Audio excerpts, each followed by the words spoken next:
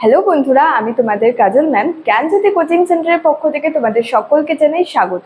তো বন্ধুরা, আজকে আমি তোমাদের সঙ্গে যে টপিকটি নিয়ে আলোচনা করব সেটি হচ্ছে যে মহেঞ্জোদারোতে প্রাপ্ত স্নানাগারটির গুরুত্ব। তো আলোচনার আগে তোমাদেরকে একটা ছোট্ট ইনফরমেশন দিতে চাই। তোমরা যারা আমাদের কোচিং সেন্টারে এখনো যুক্ত হওনি কিংবা যুক্ত হতে চাইছো, তারা ওপরে দুটি নাম্বার দেখতে পাচ্ছ, 6295916282 এবং 7076398606। এই দুটি নাম্বারের মধ্যে কিন্তু যে কোনো একটি নাম্বারে যোগাযোগ করে আমাদের সঙ্গে যুক্ত হয়ে যেতে পারো। তো দেরি না করে আজকে টপিক সম্পর্কে আলোচনা শুরু করছি। তো মহেঞ্জোদারোতে যে প্রাপ্ত স্নানাগারটি ছিল, স্নানাগারটির আর কি গুরুত্ব, সেই বিষয়টি সম্পর্কে কিন্তু আজকে আমি তোমাদের সঙ্গে আলোচনা করব। তো এই মহেঞ্জোদারোর যে দুর্গগুলি ছিল, সেই দুর্গের কাছেই কিন্তু এই যে স্নানাগারটি আর কি আবিষ্কৃত হয়েছিল। তো এই যে এই স্নানাগারটি যে আবিষ্কৃত হয়েছিল, এই স্নানাগারটিকে কিন্তু সিন্ধু সভ্যতার একটি হচ্ছে বিশেষ বৈশিষ্ট্য আর কি বলা যায়। মানে মহেঞ্জোদারোতে দুর্গের কাছেই যে স্নানাগারটি আবিষ্কৃত হয়েছিল, এই স্নানাগারটিকে কিন্তু সিন্ধু সভ্যতার একটি বিশেষ বৈশিষ্ট্য বলা যায়। আচ্ছা, তো এর যদি স্নানাগারের যদি আয়তনের কথা বলি, তো এই স্নানাগারটির আয়তন ছিল আর কি, যে দৈর্ঘ্যে ছিল হচ্ছে 180 ফুট এবং প্রস্থে ছিল হচ্ছে এটি 108 ফুট। এই স্নানাগারটির দৈর্ঘ্যে ছিল আয়তন, এই স্নানাগারটি যদি আয়তনের কথা বলি, দৈর্ঘ্যে ছিল 180 ফুট এবং প্রস্থে ছিল হচ্ছে 108 ফুট।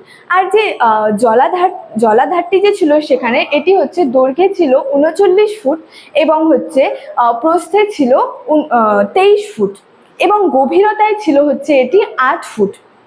আচ্ছা, তো এই যে স্নানাগারটি যে ছিল, এই স্নানাগারটিতে হচ্ছে ওঠা নামার জন্য কিন্তু দুদিকে সিঁড়ির একটা উপযুক্ত ব্যবস্থা সেখানে ছিল এবং এগুলি হচ্ছে পোড়া মাটির ইটের তৈরি ছিল। তো সেখানে যে জলাধারটি ছিল, সেই জলাধারটিতে হচ্ছে জল ঢোকাবার এবং হচ্ছে বের করবার জন্য কিন্তু একটা উপযুক্ত ব্যবস্থাও সেখানে ছিল। সেই যে জলাধারটি ছিল, সেখানে জল ঢোকাবার এবং বের করবার জন্য একটি উপযুক্ত ব্যবস্থাও ছিল। এবং বলা হয়েছে যে সেখানে জলাধারটির এক পাশে ছিল হচ্ছে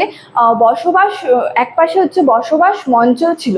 মানে সেখানে জলাধারটি ছিল যে, সেই জলাধারটির এক পাশে হচ্ছে বসবাসের জন্য জায়গা ছিল এবং অন্য যে 3 পাশ ছিল, এবং জলাধারটির যে অন্য 3 পাশ ছিল, সেই 3 পাশে কিন্তু আর কি যে বারান্দা এবং হচ্ছে তার পাশে যে ছোট ছোট ঘরগুলি ছিল। জলাধারটির এক পাশে যে বসবাস মঞ্চ ছিল এবং যে অন্য 3 পাশ ছিল, সেই 3 পাশে হচ্ছে বারান্দা এবং তার পাশে হচ্ছে ছোট ছোট ঘর ছিল।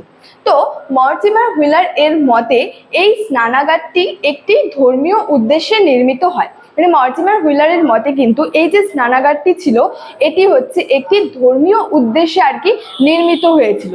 তো বলা যায় যে এই যে সমসাময়িক পৃথিবীতে এই ধরনের যে স্নানাগার, এটি কিন্তু কোথাও দেখা যায়নি।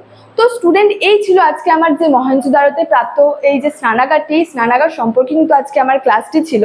তো ভিডিওটি তোমাদের কেমন লাগলো অবশ্যই আমাকে কমেন্ট করে জানিও এবং ভিডিওটি ভালো লাগলে কিন্তু তোমাদের বন্ধুদের সঙ্গে শেয়ার করতে ভুলবে না। দেখা হচ্ছে তোমাদের সঙ্গে পরবর্তী ভিডিওতে। Thank you so much. Thanks for watching.